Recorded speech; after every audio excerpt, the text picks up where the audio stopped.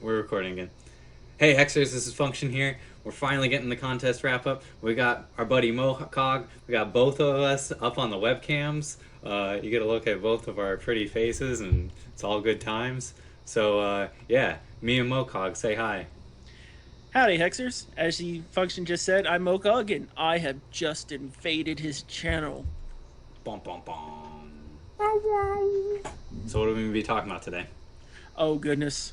We did this little thing. We hosted a contest, and it was a crazy contest, and I didn't know how crazy it was going to be when we started it, but it's amazing. So we decided that it was a good idea to try to break cards. Yeah, break cards. The challenge was to figure out how high you could cast an Eye of Creation on an earlier turn possible.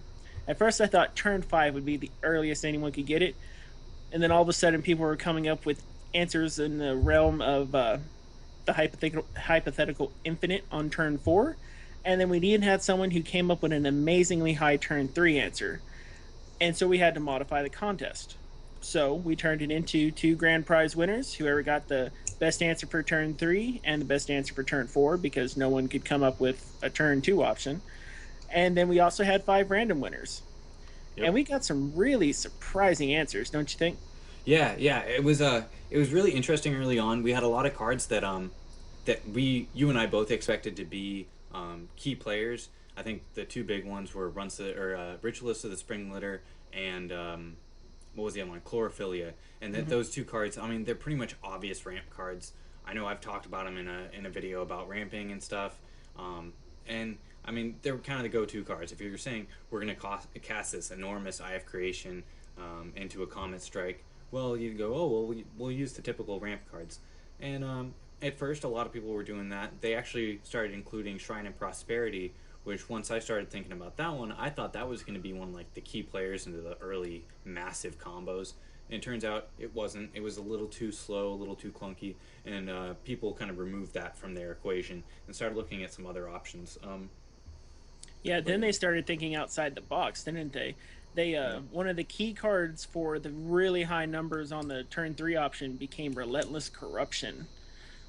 yeah, I think there were a few key players. So, like you were saying, Relentless Corruption was a really big one, and Replicator's Gambit was a really big one, and those were the two that kind of made us need to maybe make some rules adjustments to the contest.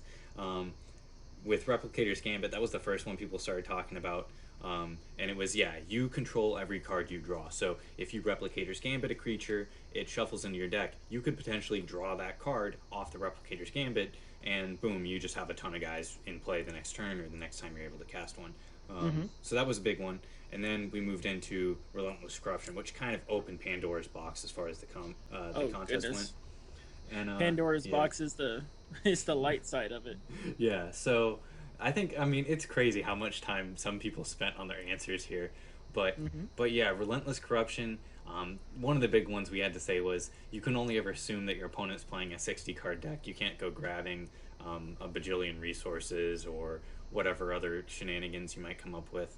And actually, on that note, there was a third thing which you had mentioned about Eye of Creation and resources that we Mm-hmm. kind of assumed on the rules. Yep, there was a big assumption with Eye of Creation, and that it says that you can play any of the cards revealed for a cost less than X for free, or X or less for free, and all of the almost every one of the submissions assumed that when Eye of Creation is played, that you can play any resources that are there. Resources are not printed with a cost, so it is reasonable to do the other side of the assumption that you can't play resources from that perspective, but we did allow resources to be played because that requires a very specific clarification. Yeah. And I think the other one too is that normally you're only allowed to play one resource per turn. And so if Eye of Creation says play everything, it doesn't really say play everything and break the rules. Um, Yep. but I think it is assumed. I think some people have said it's been confirmed somewhere that yeah, Eye of Creation can land into resources, and I never saw it confirmed. I'm kind of like a see it to believe it kind of person. But we Links or did, it didn't yeah, happen. yeah, we did go along and just say sure, you know what, it can land into resources. That's fair. The that was a big portion, especially for the turn 3 answer. Yeah. But one of the dark horses of the competition was the construction plans for Inspiration Engine.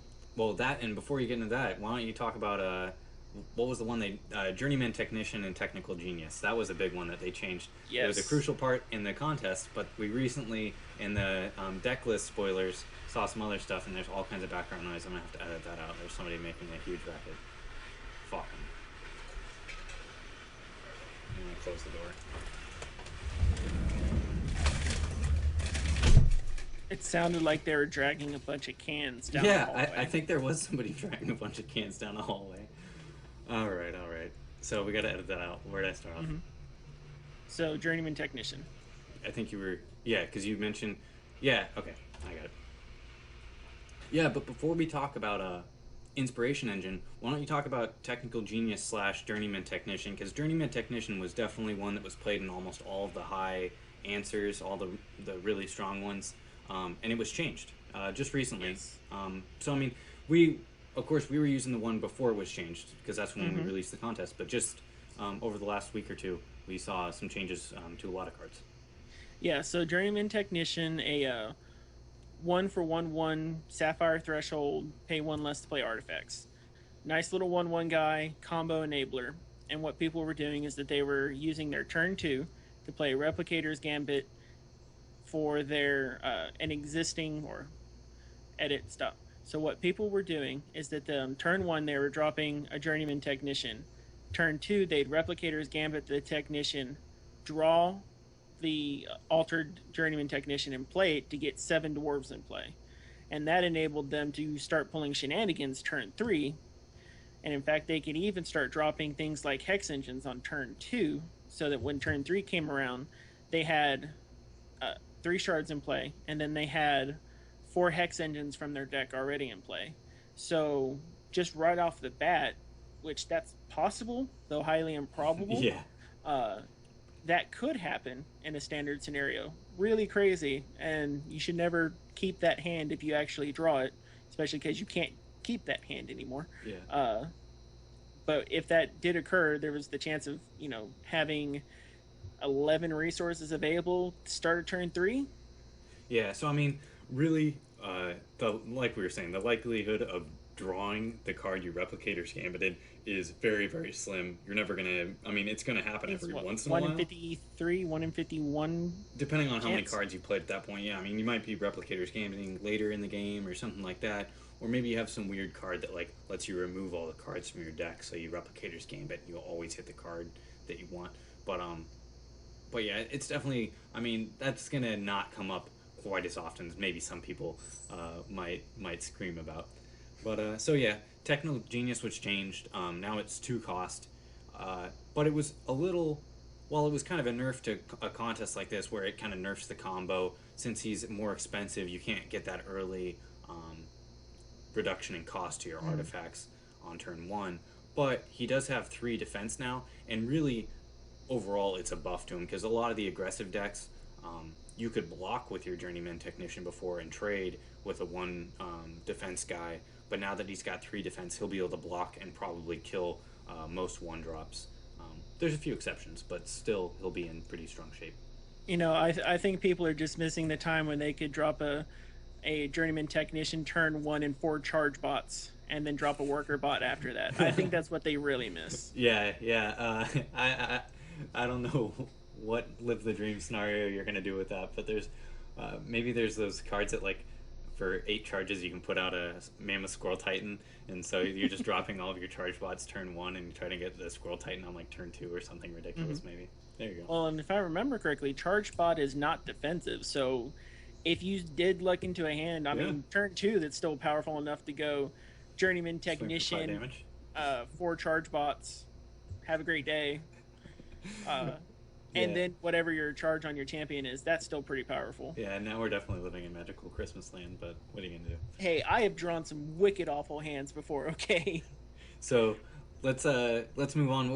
We were initially talking about Inspiration Engine, and that was kind of one of the big cards that everybody was using to get their turn 4 combos and get their really big turn 3 ones. I think one thing a lot of people missed, I had to go back and remind people when they were doing their answers, and as I was looking through and I caught some mistakes, is that when construction plans transforms into the inspiration engine, you exhaust it first, and then it transforms, and any transformed cards retain the previous state of whatever they were. So if they were exhausted, they're still exhausted, and you have to have a way to ready it, which is what the Dwarven Turbine is for. But I think if it wasn't for that, yeah, you might have seen some really strong turn two plays.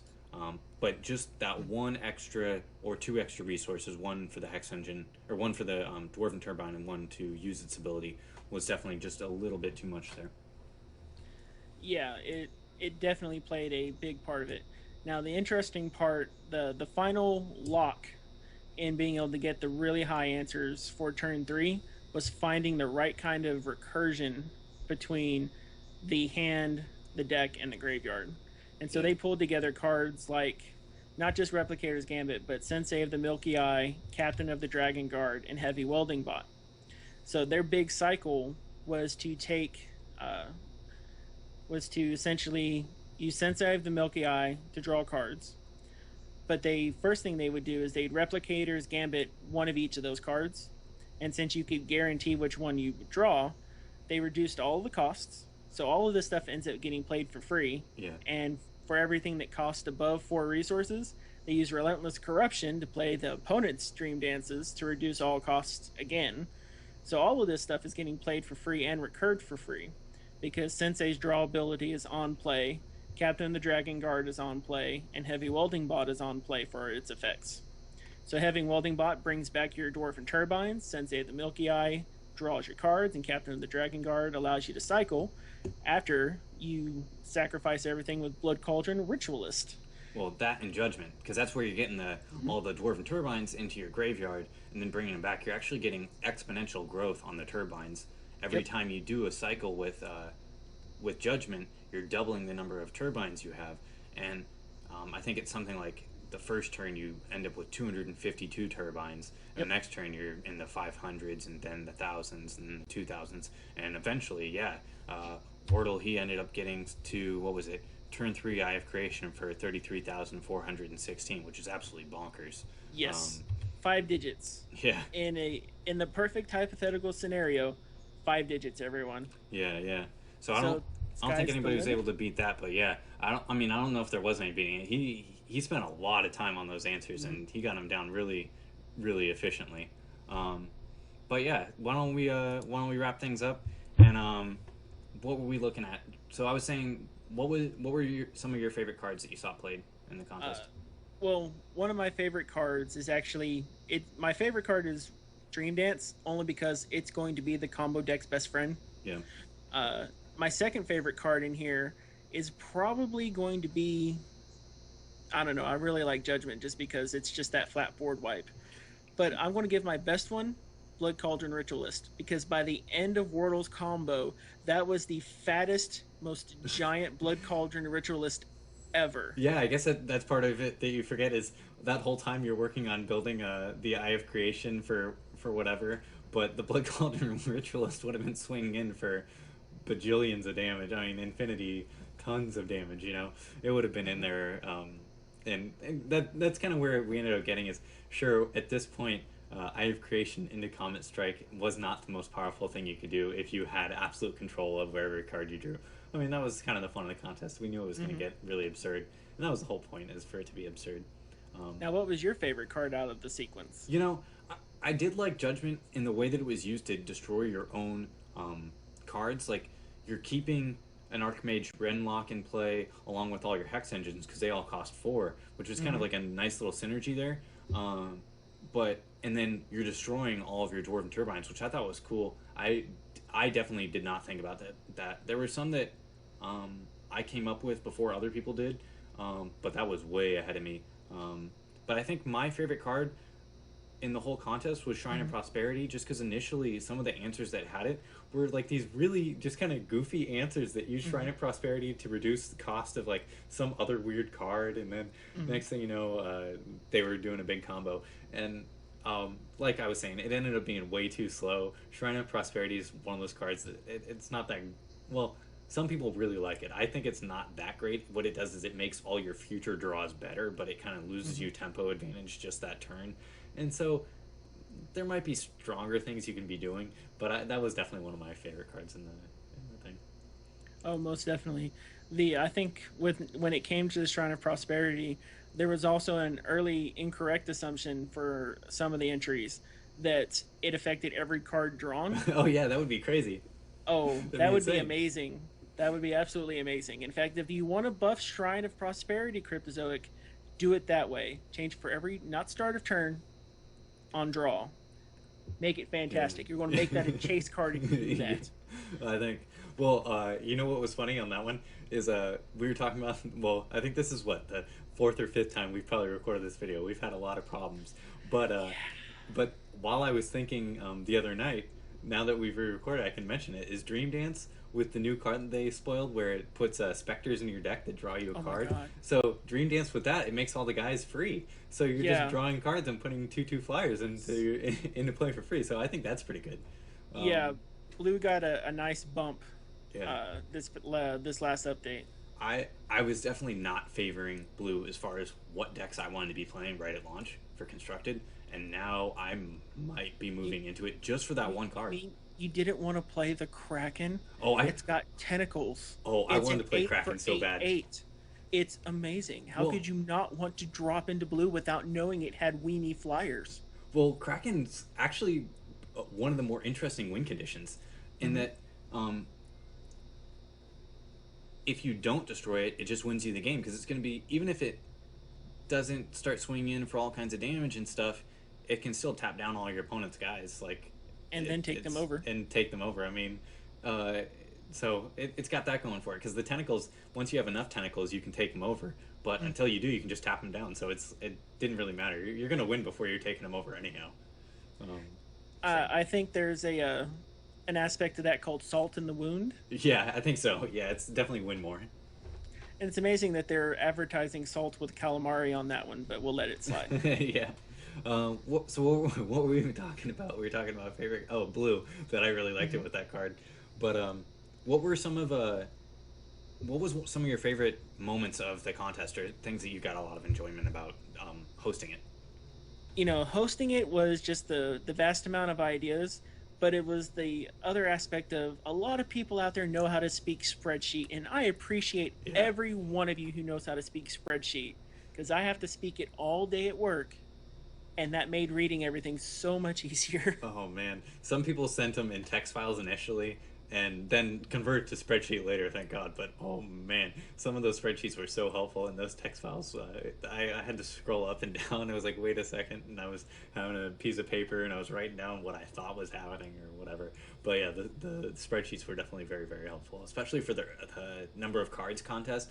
Hmm. Um, where you could, it was a lot easier to keep track of how many cards people had actually played and stuff. So Of course, I do have to say the winning turn 4 infinite loop was elegant at 8 cards being used. yeah, yeah. If in that case, if you something to think about for a future contest, and if you have to tell anyone, if you suddenly have to take multiple pages on a spreadsheet to make a point, it might be too long. Yeah, yeah, yeah. I mean, it was kind of funny. Some people were coming up with these really elaborate answers that they were interesting because they were so elaborate to me, and that. But the thing was, is they were going through all these loops that if you actually took them out, it didn't affect their combo at all. Like it didn't make them actually combo for more. They were playing like lots of dream dances for Oracle Song, where they already had all the cards they needed. So there was a lot of that going on early on, and then I think as people realized, they started cutting stuff out. And once they started cutting stuff out, they had all that mental clutter gone, and they were able to really get to what were good answers. Um, so And it yeah, really highlighted one aspect that I think we want to keep a watch on while we're in alpha, while we're in beta, especially while we're in alpha, is trying to find the power of the tutor cards.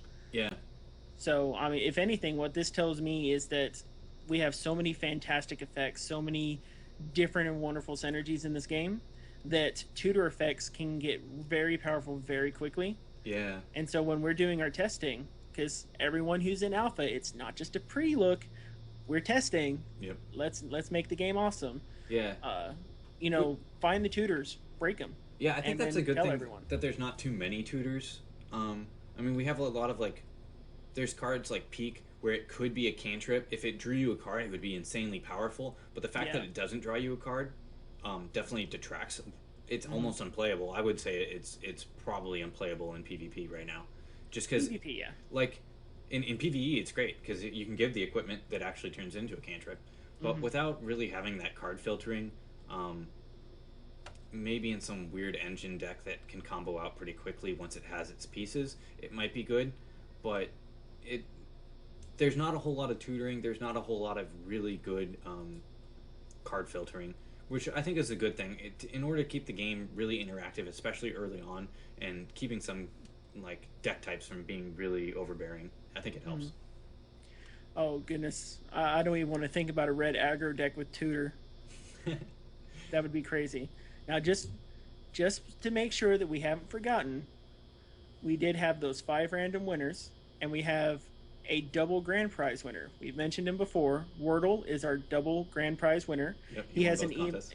yeah, he has an email in his inbox here already. Then we have Eldrin, Mercury Monkey, Pentagarth, Beowulf, and MDT 2189 are our random winners. They're each getting 3 packs apiece, and Wordle, lucky guy. Well, I guess smart in this case because he figured out the best Yeah, yeah. answers. There's no luck involved. Hey, he could have. Yeah, no, there's not. I can't argue that. But he's getting 12 packs.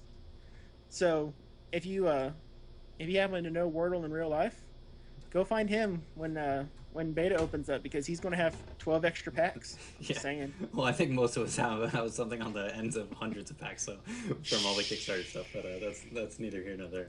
Well, he has 112 and now. 12. Yeah, there you go.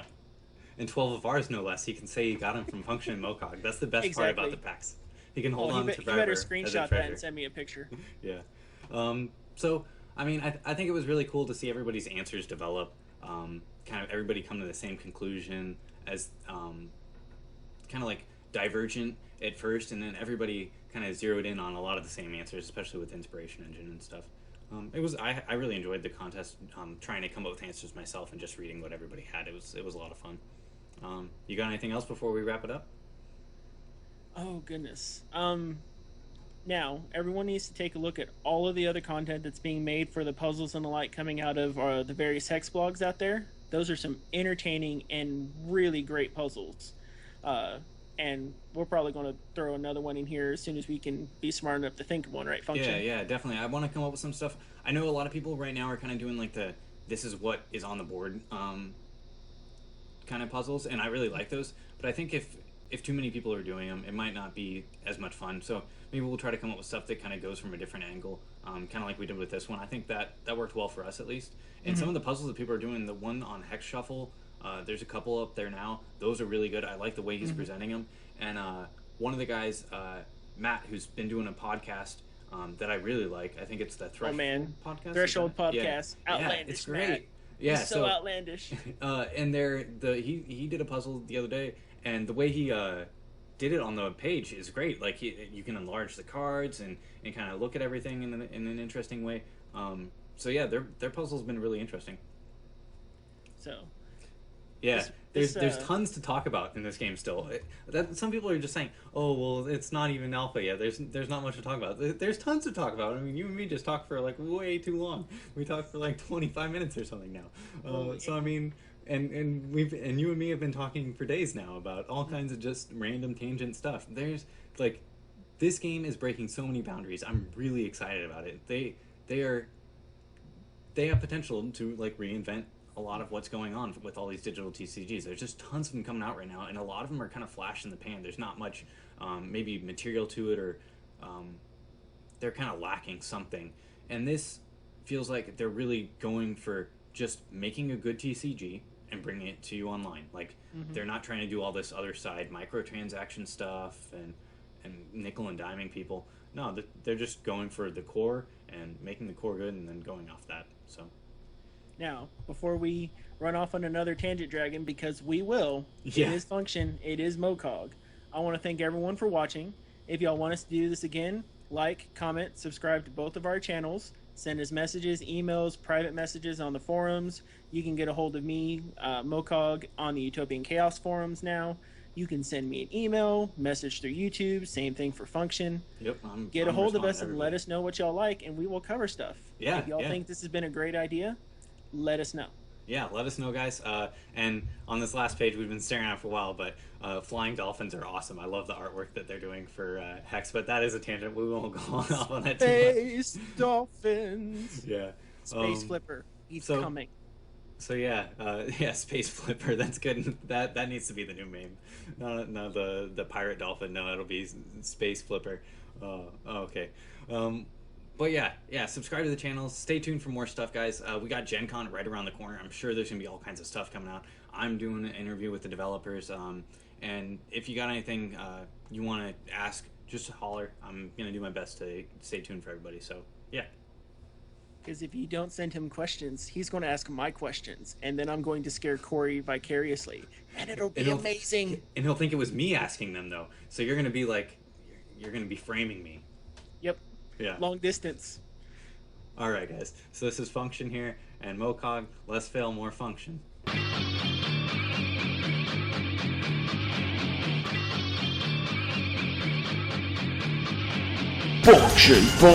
Function. Bringing you the cards. Bringing you the tests. Bringing you the knowledge you need to be less fail and more function.